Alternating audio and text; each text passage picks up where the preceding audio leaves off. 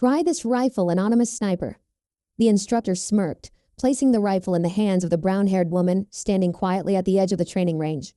A recruit whispered, "I heard she used to be a nurse. Probably only knows how to bandage wounds." She didn't respond, just silently adjusted the scope. The shot rang out. The entire range fell dead silent. She had hit a target 1,000 meters away. The bullet piercing dead center. An old veteran whispered, "That shooting style, that's Jack Phantom Whitaker's technique?" Meet Cassandra Cass Whitaker. 32 years old. Brown hair, slender build, cold gray eyes. She came to the civilian training camp with one simple goal: to apply for a medical assistant position. This place was mostly men. Many were combat veterans. They had a dismissive view of women, especially quiet women who kept to themselves. Cass never reacted to their jokes and comments. She cleaned rooms, bandaged wounds, maintained practice rifles, and never spoke about her past. Never. The other trainees called her the ghost nurse behind her back. She moved through the facility like a shadow, always present but never noticed, always helping but never asking for recognition. One afternoon during target practice, a new recruit accidentally misfired. The rifle kicked back hard, and the barrel struck his shoulder, creating a deep gash that immediately began bleeding heavily. While everyone else stood frozen in shock, Cass reacted instantly. She was beside him in seconds, her hands moving with surgical precision. She applied pressure to the exact arterial point needed to stop the bleeding. Her technique was flawless, the kind of advanced field medicine that takes years to master. "Someone get the medic," someone shouted. "I am handling it," Cass said quietly, her voice steady as she worked. Within minutes, she had the bleeding controlled and the wound properly dressed. A few people watched, impressed by her skill, but no one asked questions. They assumed she had just taken a lot of first aid courses, nothing more. The head instructor, a gruff ex-Marine named Sergeant Rodriguez, gave her a new nickname that day: Nurse Know-It-All. He used it constantly, usually in front of everyone, always with that same condescending smile. "Hey, Nurse Know-It-All, we need you to clean the rifles again." "Nurse Know-It-All? Think you can handle restocking the medical supplies?" Cass never responded to the mockery. She simply nodded and did whatever was asked of her. But those who looked closely might have noticed something in her eyes. Not hurt or anger, but patience.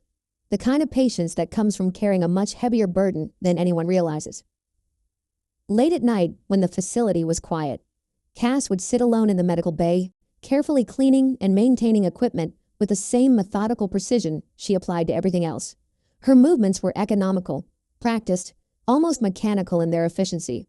She wore an old military watch that she never took off. Sometimes when she thought no one was looking, she would touch it gently, as if drawing strength from some distant memory.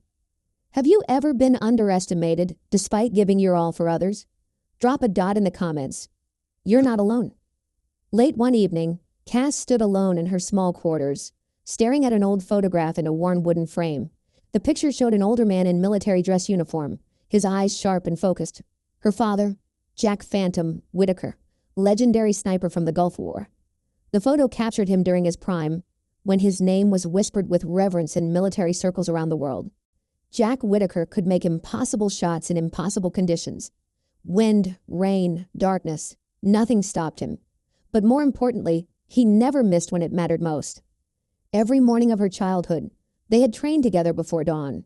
While other kids were sleeping, Cass was learning to read wind patterns, calculate bullet drop, and understand how light and shadow could make the difference between life and death. "It's not about the shot, Cassie," her father would say, his voice patient but firm. "It's about everything before the shot. The breath, the heartbeat, the moment of perfect stillness." He taught her everything: trajectory calculations, environmental factors, equipment maintenance, and most importantly, the mindset of a true marksman. But he always emphasized one crucial point: this skill isn't for killing, sweetheart. It's for preventing someone else from being killed. After her father's death 3 years ago, Cass had left the military for reasons she never discussed with anyone. She carried his old watch and his lessons, but she had sworn never to pick up a rifle again, until today. The next morning, the training facility announced a mandatory marksmanship test. Everyone had to participate, even support staff. It was meant to be a fun competition, a way to boost morale and give the trainees something to bond over. Sergeant Rodriguez walked over to Cass with a military-grade M24 sniper rifle. His smile was particularly wide that morning. "Come on, Nurse Know-It-All," he announced loudly enough for everyone to hear. Let's see what you can do with a real weapon." The gathered crowd chuckled. Some made bets on whether she would even hit the target board, let alone the bullseye. Cass looked at the rifle for a long moment. Her father's voice echoed in her memory. "When the moment comes, you'll know what to do." She stepped up to the firing line without a word. The target was set at 300 meters, a respectable distance for most shooters, but nothing compared to what she had trained for. As she lifted the rifle, something changed in her posture. The uncertain medical assistant disappeared, replaced by someone else entirely, someone who had been hiding in plain sight. She adjusted the rifle with movements so fluid and precise that even the veteran instructor stopped talking. Her breathing slowed. Her stance shifted into perfect form. She aligned the scope with the kind of muscle memory that can only come from thousands of hours of practice. The range fell silent. Even the jokers in the back stopped laughing. Cass took one deep breath, held it, and squeezed the trigger. The shot cracked across the range like thunder. When the spotting scope focused on the target, a collective gasp went up from the crowd. Perfect center shot. Not just hitting the bullseye, drilling through the exact mathematical center with surgical precision. An old instructor named Williams, who had served alongside her father 20 years ago, stepped forward. His face had gone pale. "That shooting stance," he whispered, loud enough for others to hear. "That's Jack Whitaker's signature technique. If you've ever learned something precious from someone who came before you and kept it in silence, share it. Legacy isn't about showing off, it's about protection." 3 days later, the base received an urgent alert.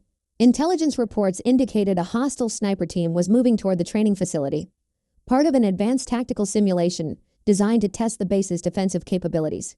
The exercise was meant to be realistic, real enough to be dangerous if anyone made a mistake. All personnel were immediately evacuated to underground bunkers. But during the hasty evacuation, a group of new recruits got separated from their unit. They were trapped in the eastern building, cut off from the main evacuation route. The simulation sniper team was approaching that exact building. If the recruits were discovered during the exercise, they could be seriously injured, or worse. The simulation used paint rounds, but at close range they could cause real damage. Standard protocol was to wait for the tactical response team to extract the trapped recruits, but that would take at least 20 minutes. The simulation snipers would reach their position in 10. Cass knew the facility's layout better than anyone after months of cleaning and maintaining every corner of the complex. She also knew something else. She was the only person in the bunker who could make the shot needed to neutralize the threat before it reached the recruits. Without asking permission, without announcing her intentions, Cass quietly slipped away from the evacuation group. She made her way to the armory where the M24 rifle from the test still sat in its case. She climbed to the second floor of the abandoned administration building, the highest vantage point with a clear line of sight to the eastern approach. From there, she could see the entire tactical field. The wind was gusting at 15 miles per hour from the northwest. The distance to the target zone was approximately 800 meters. The simulation snipers would be wearing protective gear, so she needed to hit the center mass target sensors to register a kill and end their participation in the exercise. Cass set up her position with the same methodical precision her father had drilled into her. She calculated wind drift, adjusted for the slight upward angle, and settled into the perfect shooting stance. Through her scope, she could see the simulation team moving toward the building where the recruits were hiding. 3 figures in full tactical gear, approaching with professional efficiency. She had one shot. Miss, and the recruits would be discovered.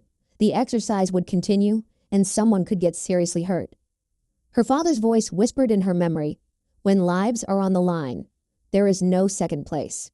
There is only the shot that matters." Cass controlled her breathing, feeling her heartbeat slow to the rhythm she had learned so many years ago. The crosshairs settled on the lead sniper's center target sensor. She exhaled half her breath and held it. The rifle fired. 800 meters away, the lead simulation sniper's equipment immediately signaled a direct hit. Exercise terminated. All clear signal activated.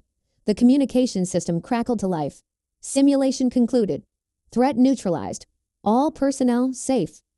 Before anyone could react, before questions could be asked, a senior officer entered the administration building.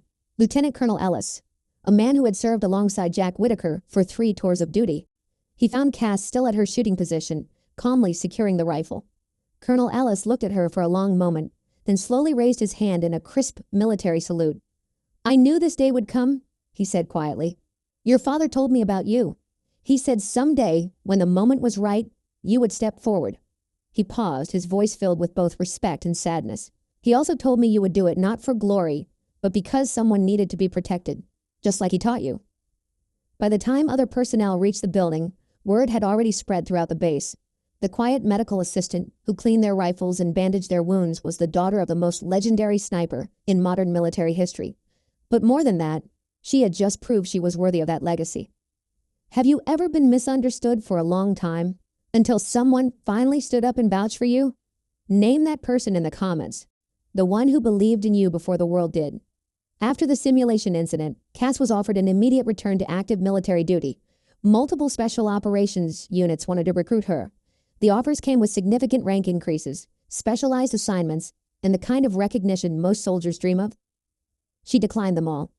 I'm not here to be a weapon, she told Colonel Ellis during their private meeting. I'm here to help people heal and learn. That's what my father would have wanted. But something had changed after that day. The mockery stopped completely. The dismissive attitudes disappeared overnight.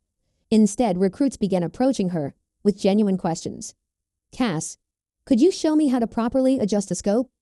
Would you mind helping me with my breathing technique? I'm having trouble with my shooting stance. Could you take a look? She never held formal classes. She never stood at the front of a room giving lectures. But somehow, she was always surrounded by people who wanted to learn. They would sit with her during breaks, walk with her during equipment maintenance, and listen carefully to her quiet explanations. Her teaching style was the same as her personality.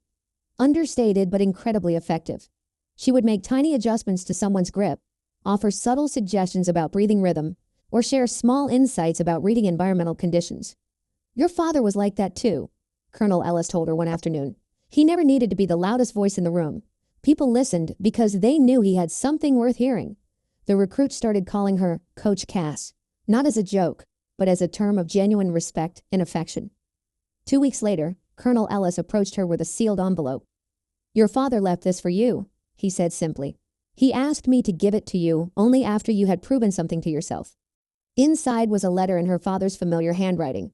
Cassie, if you're reading this, it means you've used your skills when they truly mattered. It means you've understood that our training was never about being the best shooter. It was about being the right person in the right moment. You've kept your promise to me, sweetheart. But more importantly, you've kept your promise to yourself. I'm proud of you. Dad. That evening, Cass sat in the quiet medical bay, her father's letter in one hand and his old watch in the other. For the first time since his death, she smiled.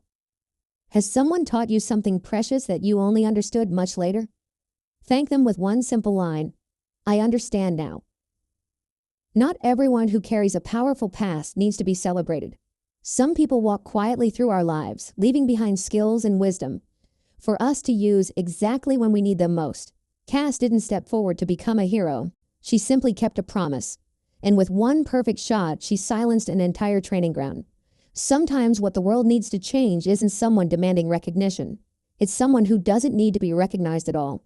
If you've ever seen someone's true value only when they acted in silence, share this story, because the world needs more people like that.